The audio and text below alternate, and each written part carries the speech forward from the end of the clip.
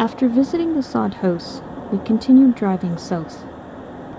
Looking on the map, I could see that there was a set of hills just over the border in Montana. You can see them here, the Sweet Pine Hills. The Blackfoot, one of the Indigenous tribes in the area, would use the hills to scout for bison herds, and young men would undertake vision quests at the tops. My own quest was to see the petroglyphs at writing on stone. This provincial park is at the southern border of Alberta and features the Milk River, which cuts through the landscape. Along with the wind, it has eroded the land into fabulous hoodoos you see. We located an open camping spot and bought an armload of wood to make a fire. I am going to film you.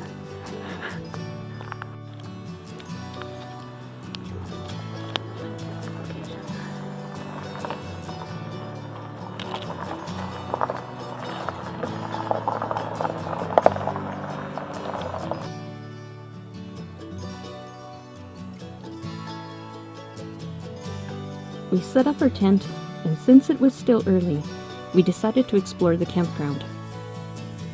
We went to the beach, which was a short walk through a sandy field which was full of bright yellow flowers. Someone had built a sand castle with a moat, and we even spotted a mermaid.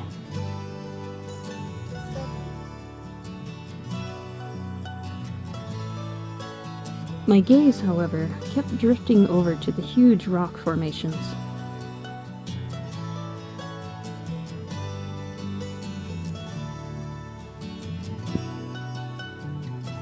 So we headed in their direction, carefully avoiding the prickly plants that we came across.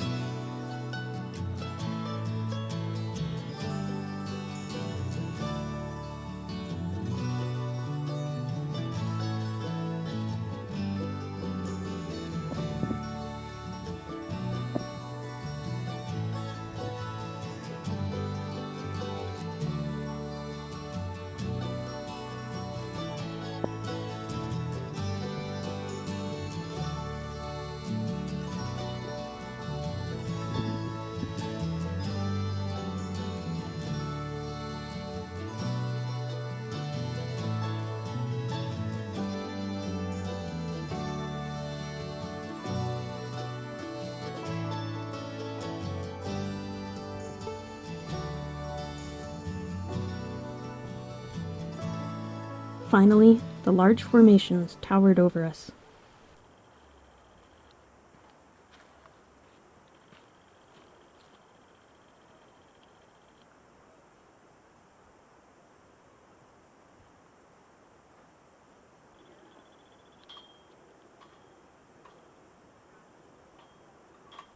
We startled a young mule deer, which didn't run very far, and it laid down in the grass and left its long ears sticking out. Long ears. Common? Common. Shush. I also saw a garter snake, but I didn't get any good footage. This area is known to have rattlesnakes, so we were mindful of where we stepped.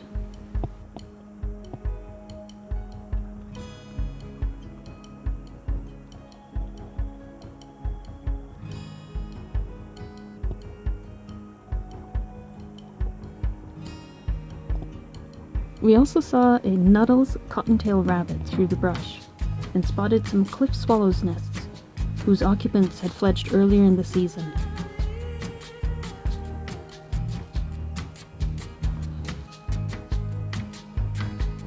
The shapes and structures of the cliffs absolutely amazed me.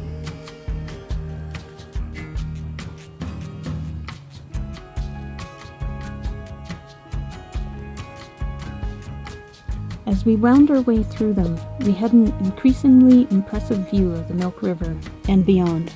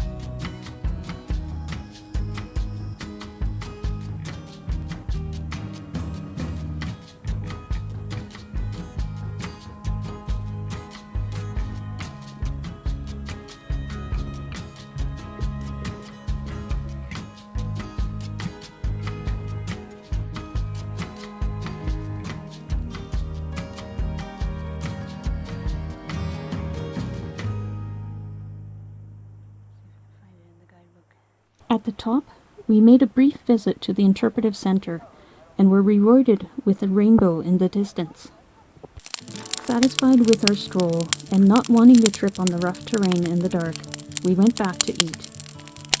I had some leftover pasta from lunch, and we cooked a tin foil full of potatoes and other vegetables that I had brought from home. We also took a moment to go look at the sunset. The large tree is the cottonwood, and these trees grow throughout the campground, providing lots of shade and shelter from the wind.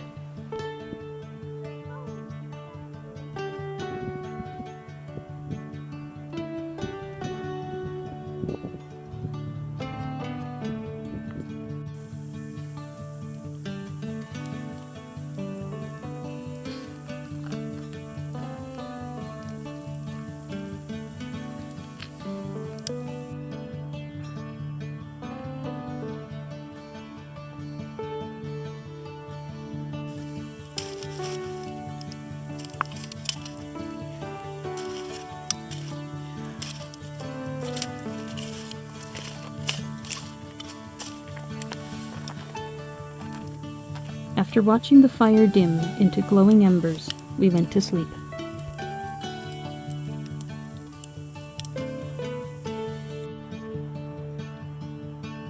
I woke to see the beautiful sunrise. The night had been relatively quiet, except for a few coyotes howling in the night and an owl hooting. I noticed a few milkweed pods ripening in the morning sun. At last, it was time to hike the Hoodoo Trail.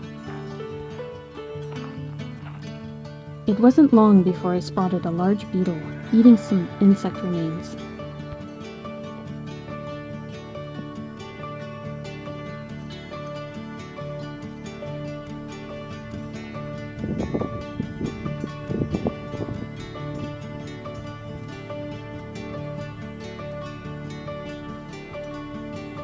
The park had carved out some steps out of the stones in some areas.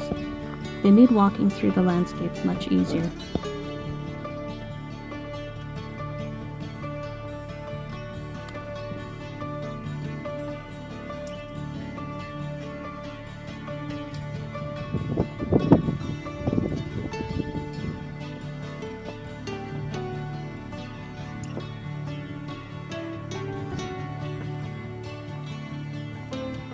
I also noticed this old, gnarled root curving along the hill.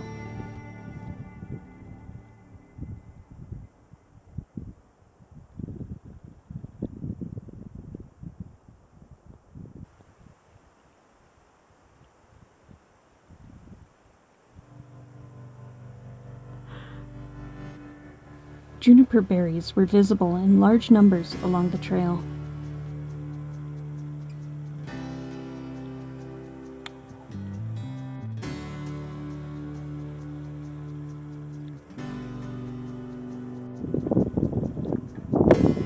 And of course, the landscape continued to impress.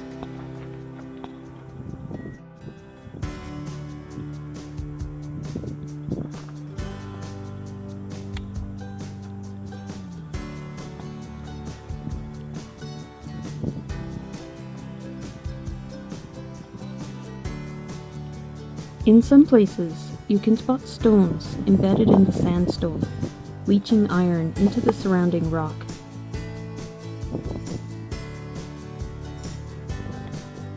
Overhead, a hawk circled, gliding on the thermals rising from the warming ground.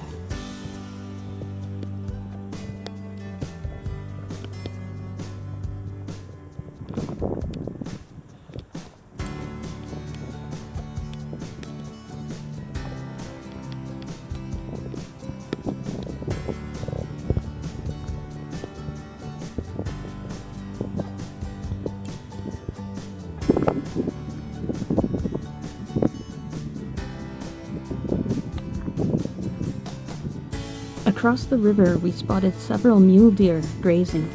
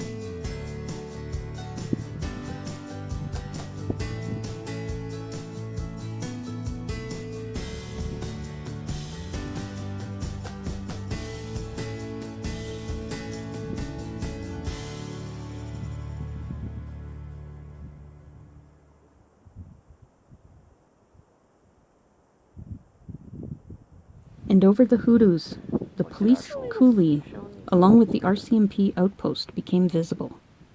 The police coulee, or the little valley to the left, extends south of the border and served as a trading area and later as a smuggling area for whiskey smugglers. Now it serves as a critical habitat for several species of frogs, butterflies, and birds, which are rare in Alberta. Further in the past, it would have served as an area for Indigenous people to weather out the long winter.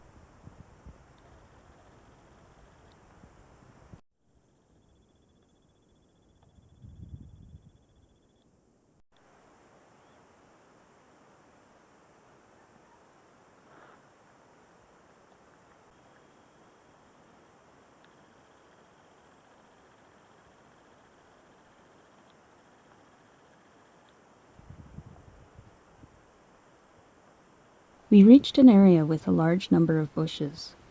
This area would have been a good area to harvest berries, such as chokecherries, buffalo berries, golden currants, and Saskatoon berries. Chokecherries, in particular, were mashed and dried and stored in calfskin bags. They were also mixed with bison meat to form pemmican. Finally, we came across the first petroglyphs on the trail. The petroglyphs are a little difficult to see, so I've overlaid some images to help you see them a little bit better. These ones are among the oldest in the park, and they were made by pecking the sandstone away using a hard tool. I was also delighted to see prickly pear cacti just off the trail. The second set of petroglyphs were more difficult to see. The angle of the sun can affect how easily the petroglyphs can be seen. But I think right on that one curving, you can kind of see it. It looks like there's claws. Oh yeah, I see that too. Oh, I see something. As we came up one of the hills, I was surprised to see several mule deer, which quickly ran away.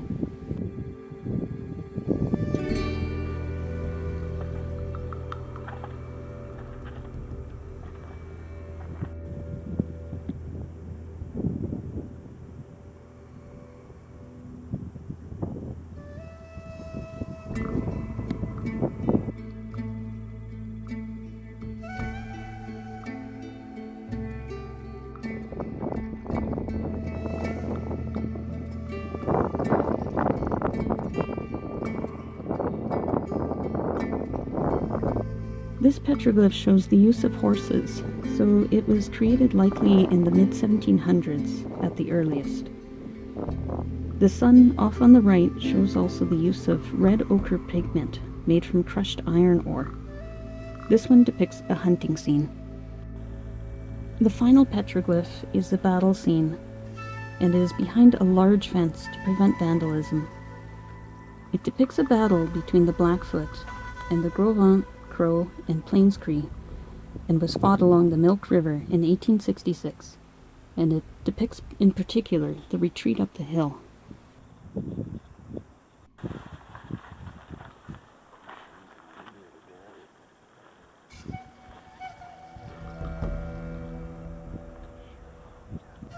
Unfortunately, this was as close to the RCMP post as we were allowed. They have tours, but we were booked up when we went.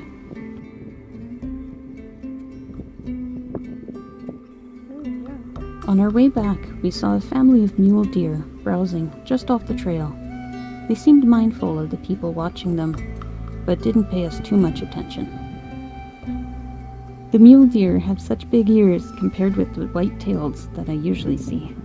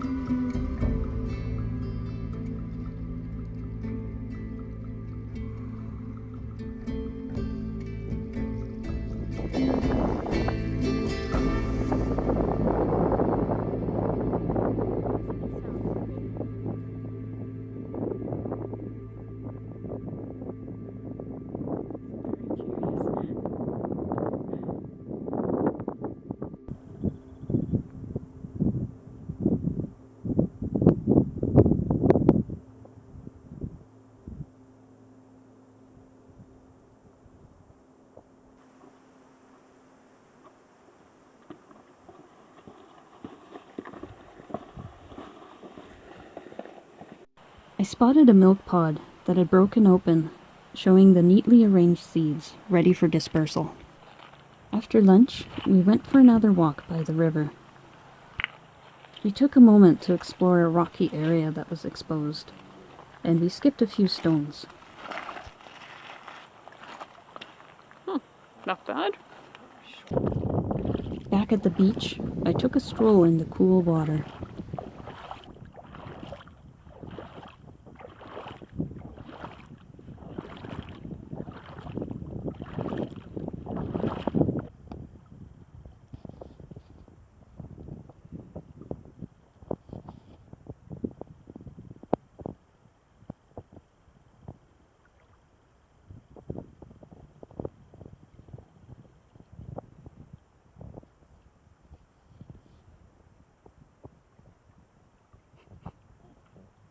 Not sure what Lyndon's doing, but it's funny.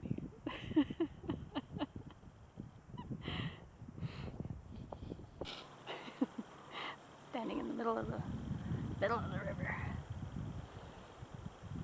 Not sure what angle's gonna look good even. Amazing landscape. Very fun. Among the rocks, I think I found a piece of bone.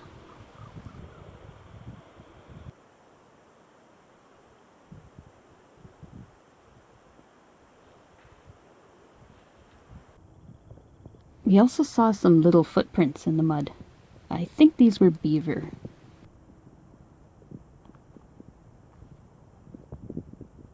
We went back along the shoreline, and we found more cliff swallows' nests.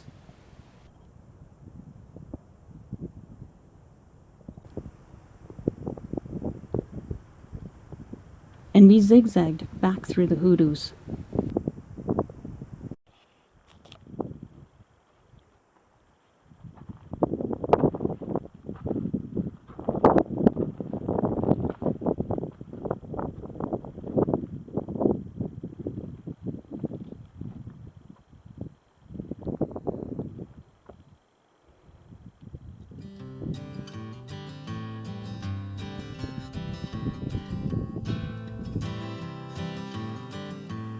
I took note of more vegetation that protects itself with spines.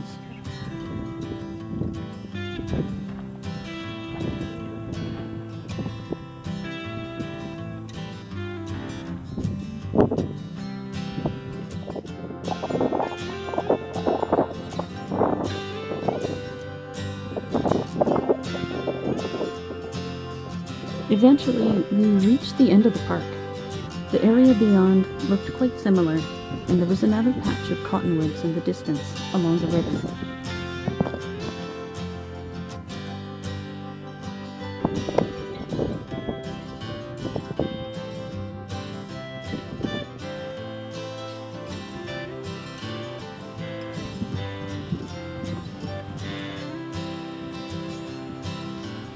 That evening, I made some hibiscus tea, but the tea bag refused to dry out and burn.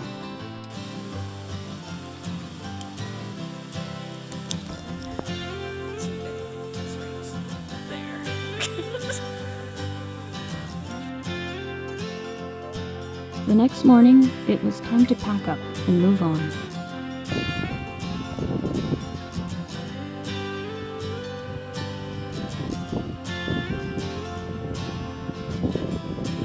I spent a few moments under the cottonwoods and looked at the river one last time. Writing on stone's imagery will stay with me for a long time.